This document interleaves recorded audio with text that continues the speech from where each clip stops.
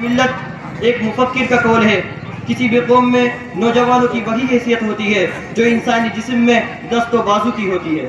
جس طرح اگر بازو نہ ہو یا اپاہج اور اپنگ ہو جائے تو پورا جسم مع جملہ صلاحیتوں اور خوبیوں کے ضائع ہو جاتا ہے۔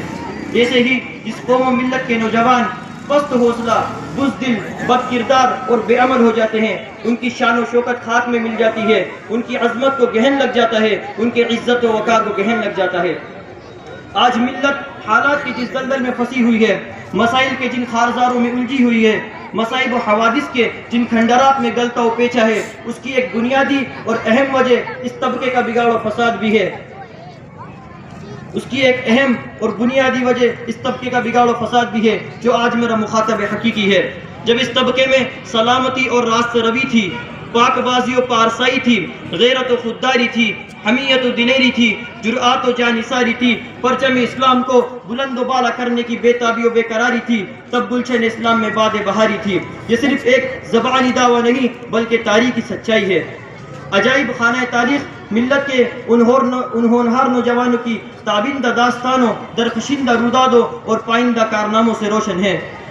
دوستو، ان مثالی نوجوانوں کی زندگیاں ہمارے لیے آئینہ ہے۔ جب ہم اس آئینے میں اپنے سراپا کا جائزہ لیتے ہیں تو اپنا حال بڑا ہی ابتر پاتے ہیں، اپنے اور ان کے درمیان زمین و آسمان کا فرق محسوس کرتے ہیں، بلکہ بسا اوقات تو ایسا لگنے لگتا ہے کہ ہم اس کنبہ و قبیلے سے تعلق ہی نہیں رکھتے، ہمیں ان سے کوئی نسبت ہی حاصل نہیں۔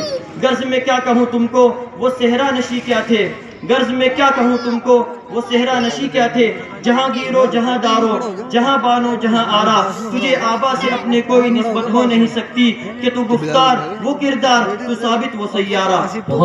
ایسے ہی ایک نوجوان جس کے دل میں اللہ اور رسول کی محبت موجزن تھی، جس کا مقصد حیات دین اسلام کی سرفرازی اور امت مسلمہ کی سربلندی تھی، جس نے ملت بیضا کی عظمت و ناموس پر اپنی خواہشوں اور آرزوز کو قربان کر دیا تھا۔ سرکار دو عالم صلی اللہ علیہ وسلم صحابہ اکرام کے جھرمٹ میں جلوہ افروز ہے۔ ایک کالا کلوٹا نوجوان حاضر خدمت ہوا، آپ نے اسے شفقت و محبت سے بٹھایا، آنے کی وجہ دریافت فرمائی۔ اس نے سوال کیا، اے محمد، اگر میں اسلام قبول کر لوں تو مجھے کیا ملے گا؟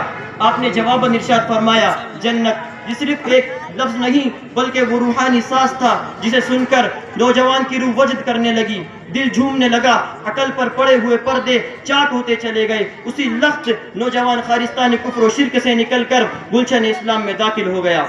یہ سعد الاسود رضی اللہ تعالی عنہ تھے، جنہوں نے زمانہ اسلام کو بہت کم پایا، مگر قلت زمانے کی باوجود پرچم اسلام کی سربلندی کے لیے وہ لازوال ایثار پیش کیا۔